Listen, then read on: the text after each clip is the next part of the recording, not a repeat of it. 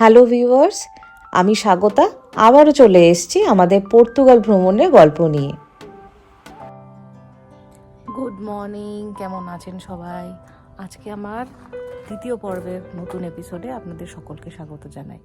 আজকে আমরা একটা নতুন জায়গায় যাচ্ছি, আলবুফেরিয়াতেই, মানে আলগারভে ডিস্ট্রিক্টের মধ্যেই। এখানে লাগোস নামে একটা জায়গা আছে, সেখানে যাব আমরা।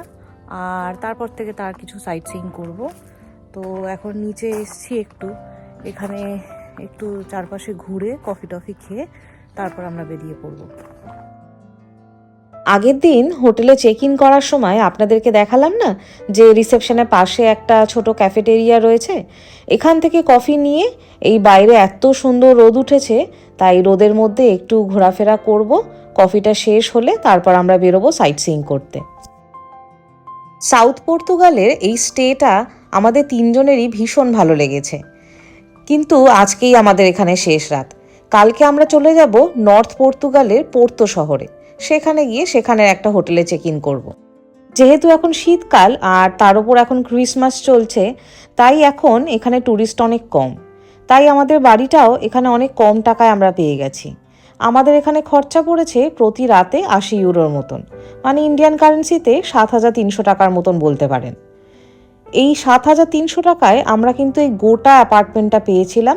এক এক দিনে আমাদের 7,300 করে, দুদিনের জন্য আমরা স্টেটা বুক করেছিলাম। তবে আপনারা যারা ইউরোপে একা বেড়াতে আসতে চাইছেন, মানে অনেকেই হয়তো ব্লগিংয়ের পারপাসেও একা বেড়াতে আসতে চান ইউরোপে, সেই ক্ষেত্রে আপনারা কিন্তু আপনাদের স্টে আরও অনেক কম টাকায় বুক করতে পারেন। ইউরোপের সমস্ত ছোট বড় শহরেই হস্টেল খুব ভালো পাওয়া যায়, সেগুলো খুব কম টাকায় বুক করা যায়। শুনতে হস্টেল মনে হলেও সেখানে কিন্তু সমস্ত অত্যন্ত আধুনিক ব্যবস্থা করা থাকে, আর বাঙ্ক বেড করা থাকে, আর শেয়ার্ড বাথরুম থাকে। সেই ক্ষেত্রে আপনাদের স্টেটা কিন্তু অনেক কম টাকায় হয়ে যায়। অথবা কখনো কখনো অনেক হোটেলের রুমেও শেয়ার বাথরুমে অনেক কম টাকায় স্টে বুক করা যায়, সেই ক্ষেত্রেও কিন্তু খরচা অর্ধেকেরও কম হয়ে যায়।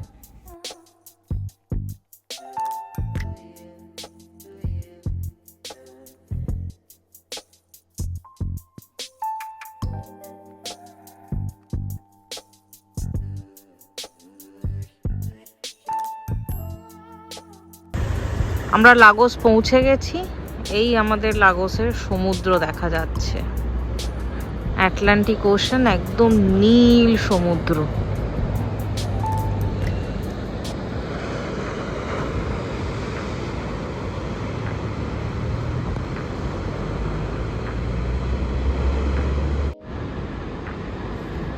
আমাদের মালাগাতে ভূমধ্যসাগরে অত বড় ঢেউ দেখা যায় না, এখানে তো দেখছি বেশ বড় বড় ঢেউ আসছে। এটা হচ্ছে এখানকার একটা ফোর্ট। এখানে এন্ট্রি ফিস কিছু লাগবে না, এটা ফ্রিতে এন্ট্রি করা যায়, কিন্তু দরজাটা তো দেখছি বন্ধ। কাসেল তো বন্ধ। কাসেল তো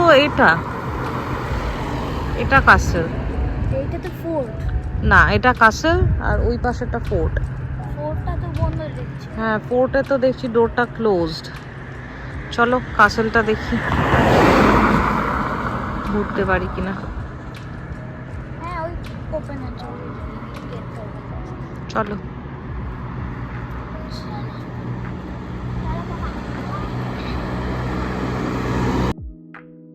আচ্ছা, এখানে একটা কথা জানিয়ে রাখি, ইউরোপের প্রত্যেকটা দেশেই কিন্তু এইরকম রাস্তা পার হতে গেলে জেব্রা ক্রসিংয়ের ওপর দিয়েই রাস্তা পার হতে হয়।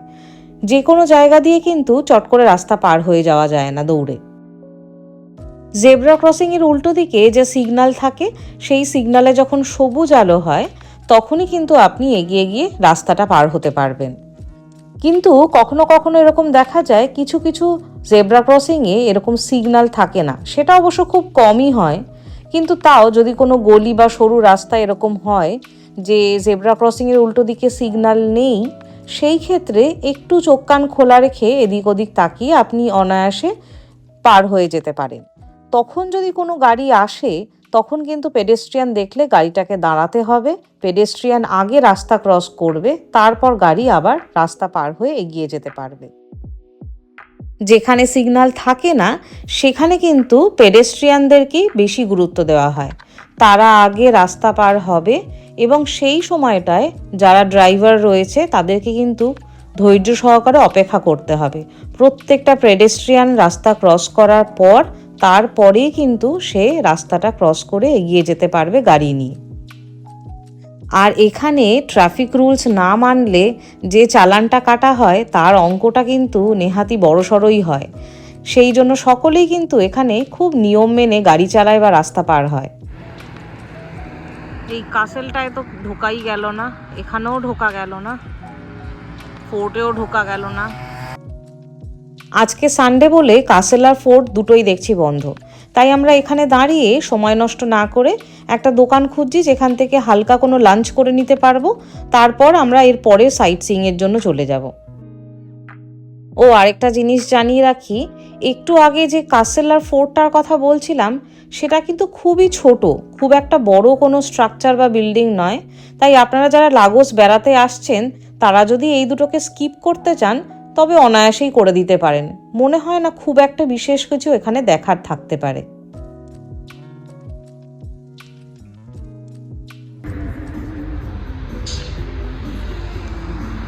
এই যে এই পাশে অনেক দেখছি রেস্টুরেন্টস, খাবার দোকান অনেক কিছু রয়েছে। দেখি এখান থেকে একটু কিছু খাবার খেয়ে তারপর বেরোবো।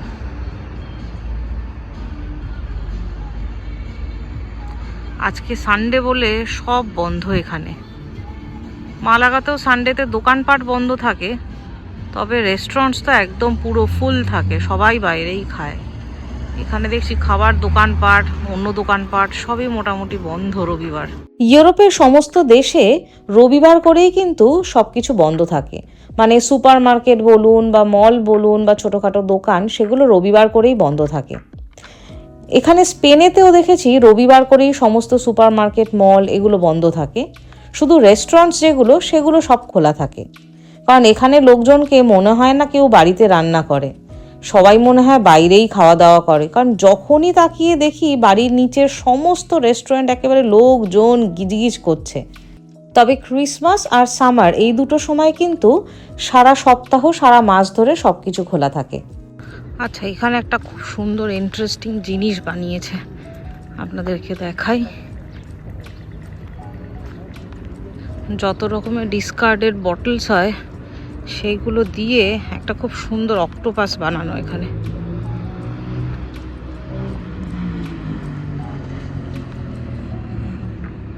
এই যে কাছ থেকে দেখাচ্ছি,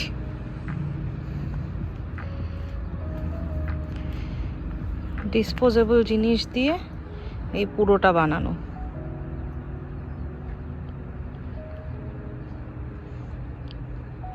সামনে যেগুলো সেগুলো হচ্ছে কফি মেশিনে যে কফিগুলো আমরা খাই তারপর ওটাকে ডিসপোজ করে দিই, সেগুলোকে ইউজ করে ডেকোরেশনটা করেছে।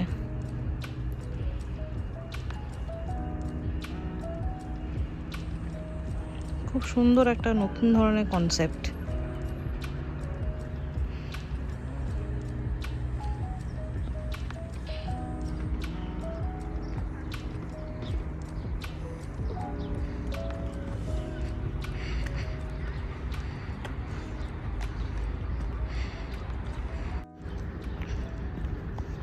প্রচুর স্পিড বোট রাখা, ছোট ছোট ইয়ট রাখা। সামার টাইমে এখানে পুরো একদম জমজমাট ব্যাপার থাকে। এখন যেহেতু উইন্টার অফ টাইম তাই একদম ফাঁকা।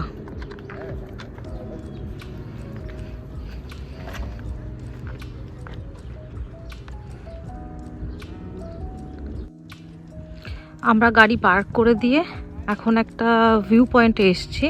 এর নাম হচ্ছে পন্তা দে পিয়েদাদে। আমি জানি না ঠিক উচ্চারণ করলাম কি না।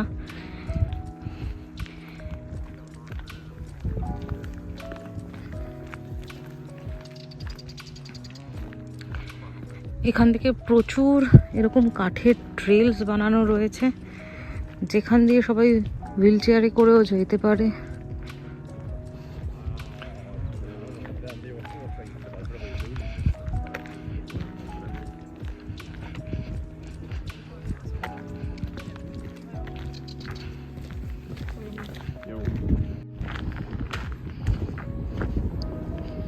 এই উডেন প্ল্যাটফর্মগুলো বানানো রয়েছে যাতে যে সকল মানুষেরা নিচে নামতে না পারে, মানে হুইল চেয়ারে করে যারা আসে নিচে নামতে পারবে না বিচে, তারাও যাতে এখান থেকে খুব সুন্দরভাবে ভিউ পয়েন্ট থেকে পুরো এরিয়াটা দেখতে পারে।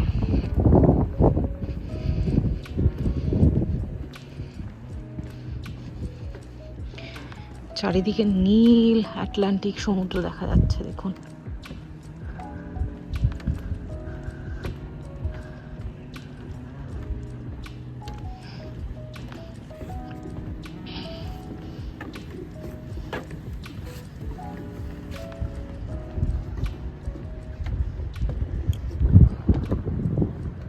এটার অনেকগুলো দিক রয়েছে, ওদিকে একটা পার্ট চলে গেছে, ওদিক দিয়ে দেখা যাবে। এদিকে একটা ভিউ পয়েন্ট রয়েছে, আবার ওই পাশেও অনেকগুলো ভিউ পয়েন্ট রয়েছে। এই পুরো জায়গাটাকে চারপাশ দিয়ে বিভিন্ন জায়গা থেকে সুন্দর করে দেখার জন্য এই কাঠের প্ল্যাটফর্মগুলো বানানো।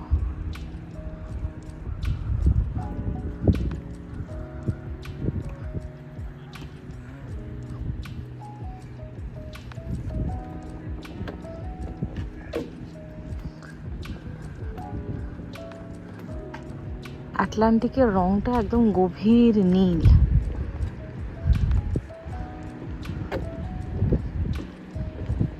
চলুন সামনে থেকে দেখাই।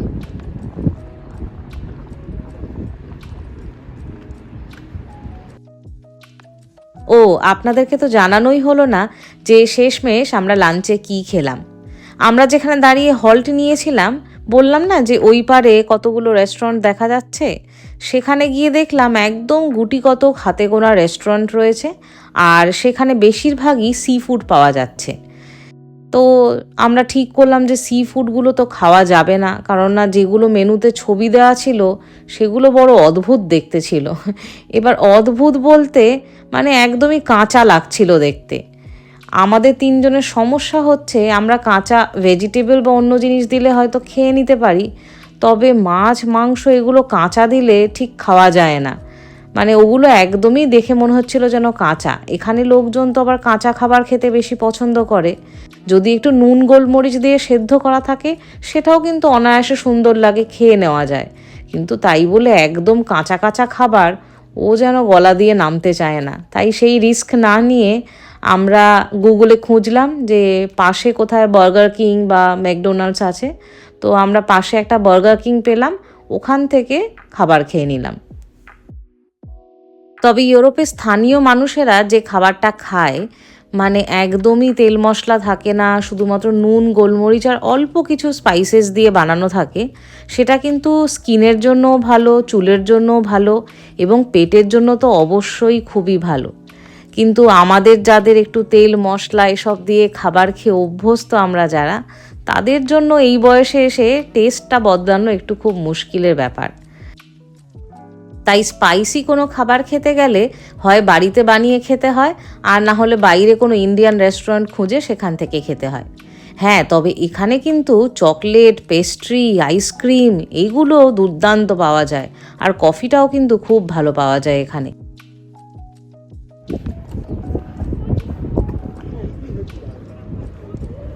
এখান দিয়ে একটু নিচে নামা যাবে, দেখি কতটা নিচে নামা যায়, সমুদ্রে কতটা কাছাকাছি যাওয়া যায়।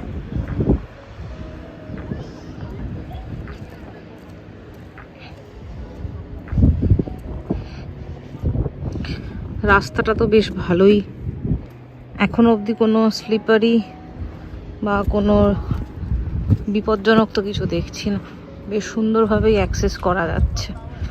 দেখি সমুদ্রের কতটা কাছে অবধি আমরা নামতে পারি এখান দিয়ে। কি হয়েছে রিয়ান, ভয় পাচ্ছ কেন? রিয়ানকে কিছু একটা ভয় দেখিয়েছে ওর বাবা, ওই জন্য এদিকে ফিরে আসছিল। আচ্ছা, এই খানিকটা গিয়ে সিঁড়ি শেষ, ওখান থেকে লোহার রেলিং শুরু হয়েছে।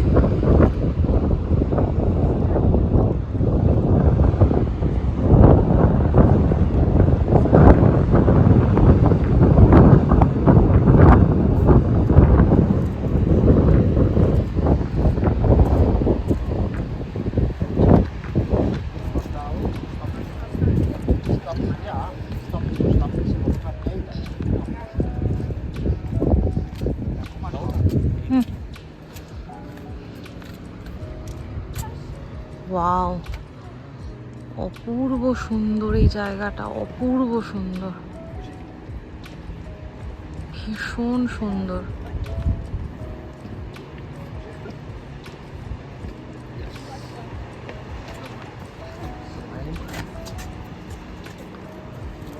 চলুন আর একটু কাছ থেকে দেখাই।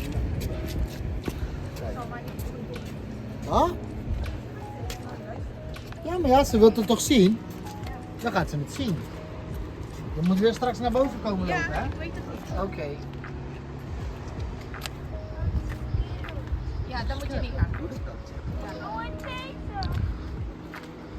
সিঁড়িগুলো কিন্তু বেশ খাড়া, আমাকে নিচের দিকে তাকিয়ে সাবধানে নামতে হচ্ছে। একবার যদি পড়ে যাই এখান থেকে সাংঘাতিক বিপদ হবে।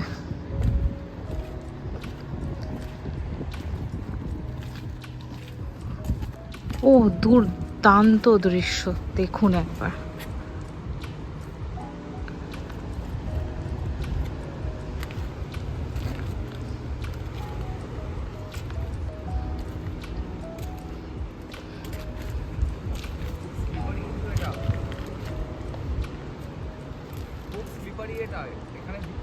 এখানে দেখে নেবো।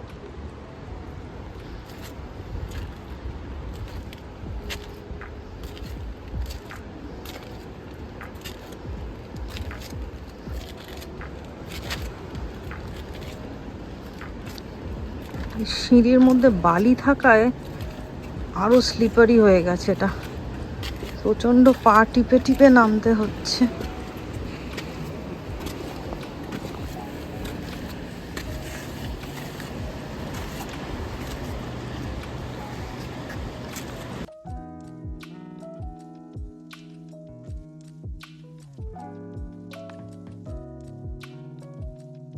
এরকম একেবারে নিচে সমুদ্র অব্দি এখানে নামা যায়।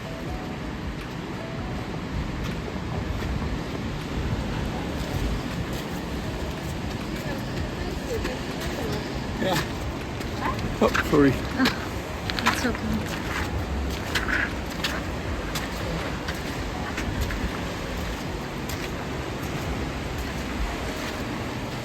ও অসাধারণ দৃশ্য, অসাধারণ দৃশ্য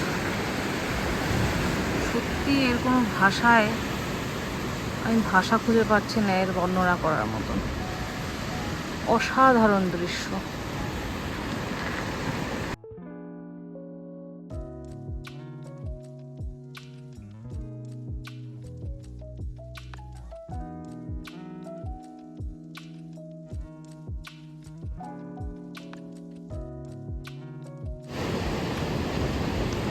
রিয়ানার স্নিগ্ধ এই অবধি নেমে গেছে, আমি ভিডিও করছি বলে একটু পিছিয়ে গেছি।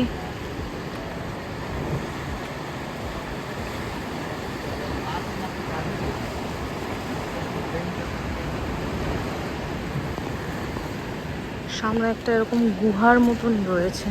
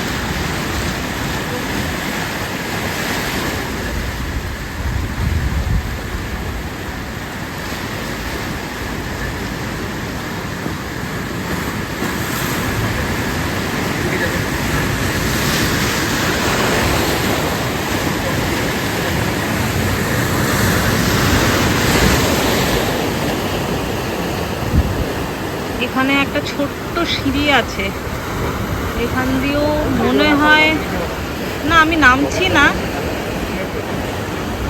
এখানে কিছু দড়ি লাগানো রয়েছে, মনে হয় এখান দিয়ে নামার ব্যাপার আছে, মানে যারা সুইমিং করতে চায় বা মাছ ধরার ব্যাপার তারা হয়তো এখান দিয়ে নামে।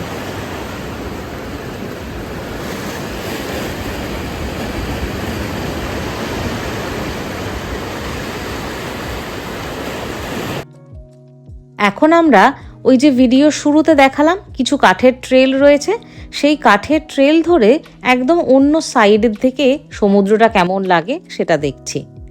এই অংশটা একটা পেনিনসুলার মতন, মানে একটা ত্রিকোণাকার ভূখণ্ড সমুদ্রের বুকে যেন ঢুকে গেছে। সেই ত্রিকোণাকার ভূখণ্ডটার পুরোপুরি 180 ডিগ্রি দিক থেকে কেমন লাগে দেখতে, সেইটা দেখার জন্য বিভিন্ন দিকে বিভিন্ন কাঠের ট্রেল করা রয়েছে। সেখান দিয়ে আপনি গিয়ে পুরো জায়গাটা সুন্দর করে ঘুরে দেখতে পারেন। তবে একটু আগে যে ভিউ পয়েন্টটায় নিচের দিকে নামলাম, আপনাদের সঙ্গে শেয়ার করলাম, সেইখানটা সিঁড়িগুলো কিন্তু বড্ড খাড়াই ছিল, মানে খুব সাবধানে ওঠানামা করতে হয়। যেহেতু ওখানে বালি পড়েছিল সিঁড়িতে, তাই একটু পা হড়কে যাওয়ার চান্সটাও খুব বেশি ছিল, তাই খুব সাবধানে পা টিপে টিপে নেমেছিলাম। তবে এতটা কষ্ট করে নেমে যে দৃশ্য দেখতে পেলাম তা দেখে চোখ যেন একেবারে জুড়িয়ে গেছে। তবে একটা আমাদের ভাগ্য ভালো যে এখনের ওয়েদারটা বেশ ভালোই যাচ্ছে, মানে পরপর রোজই খুব সুন্দর রোদ উঠছে। আসলে ওয়েস্টার্ন কান্ট্রিগুলোতে এই সময়টাতে কিন্তু বৃষ্টি হয়। আমাদের দেশে যেরকম বর্ষাকাল একটা নির্দিষ্ট আলাদা করা থাকে, ওয়েস্টার্ন কান্ট্রিগুলোতে বেশিরভাগই শীতকালে বৃষ্টি হয়। আর সমুদ্রের জলের রং কিন্তু আকাশের ওপর নির্ভর করে, মানে আকাশে যদি মেঘ থাকে তাহলে কিন্তু সমুদ্রের জলের রং এরকম নীল দেখায় না, সেই ক্ষেত্রে মেঘের যে রংটা হবে সেই রংটাই জলেতে রিফ্লেক্ট করবে। তাই আকাশ বা জলের রংটা যদি এতটা গভীর নীল না হতো তাহলে হয়তো এই জায়গাটা দেখতে এতটা সুন্দর লাগতো না, কিংবা হয়তো এর থেকেও অনেক বেশি সুন্দর লাগতো। কারণ প্রকৃতির যে রূপ সেটা এক একটা সময় এক এক রকম সুন্দর লাগে দেখতে, মনে হয় যেন দু চোখ মিলে তাকিয়ে শুধু বসে থাকি।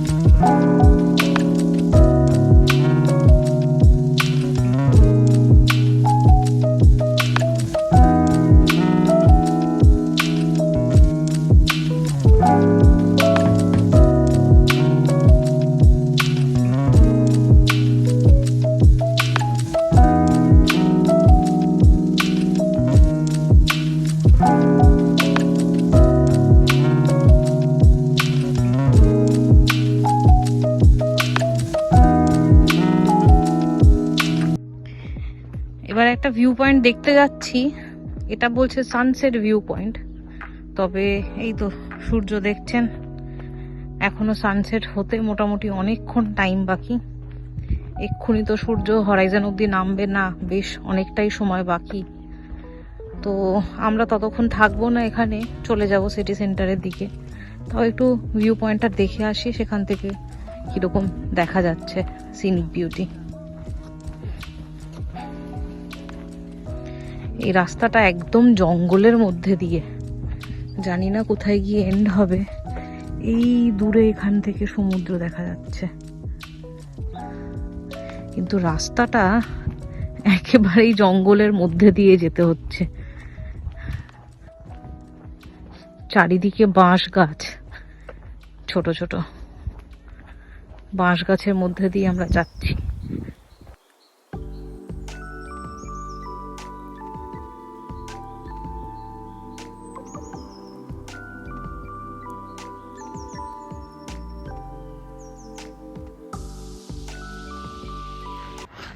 বেশ খানিকটা এগিয়ে গিয়ে এরম একটা জায়গায় আমরা এসেছি। ওয়াও, সত্যি এতটা আশা সার্থক।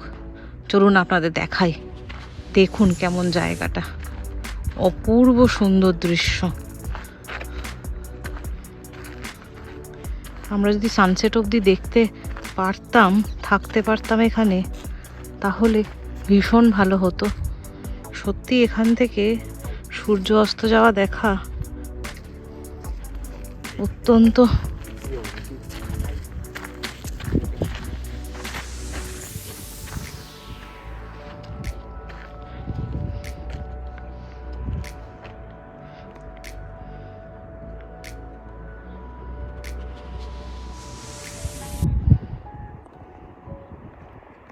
এই দেখুন জায়গাটা, একটু জুম ইন করে দেখাচ্ছি।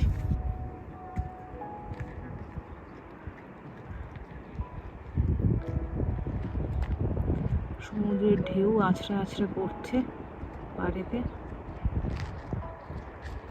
কিন্তু ব্যাপার হচ্ছে এই যে এরা দুজন তো নেমে গেল তত্তর করে। জায়গাটা খুব স্লিপারি, আমি হাতে ক্যামেরা নিয়ে কতটা নামতে পারবো জানি না।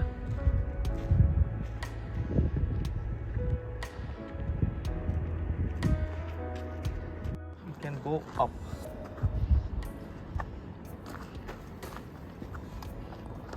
কেমন?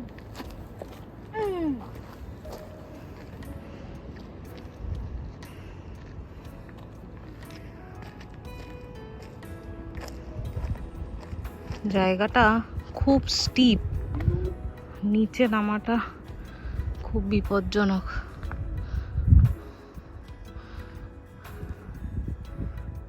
এরা তো দুজন উপরে উঠে গেল। উঠো না, তুমি নামো, তুমি যেখানে ছিলে সেখানে যাও। কেন উপরে? দাঁড়িও না স্বাগতা, খুব স্লিপারি এটা।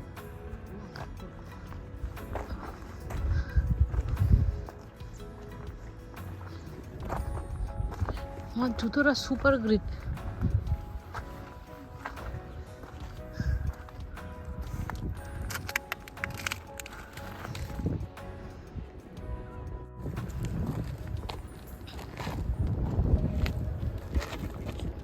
ধরে ধরে হাত দিয়ে এসো।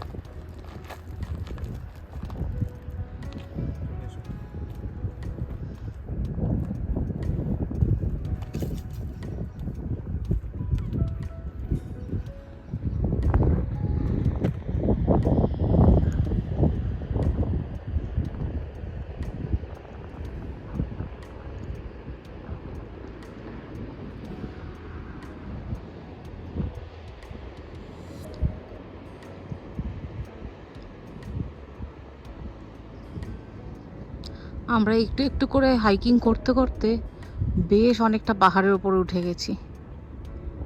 আর সব থেকে বিপজ্জনক হচ্ছে এখানকার পাথরগুলো খুব লুজ, মানে বালি আর পাথর একসঙ্গে থাকলে যা হয়। উঠে তো পড়েছি কোনো রকমে, নামাটা খুব সাবধানে করতে হবে।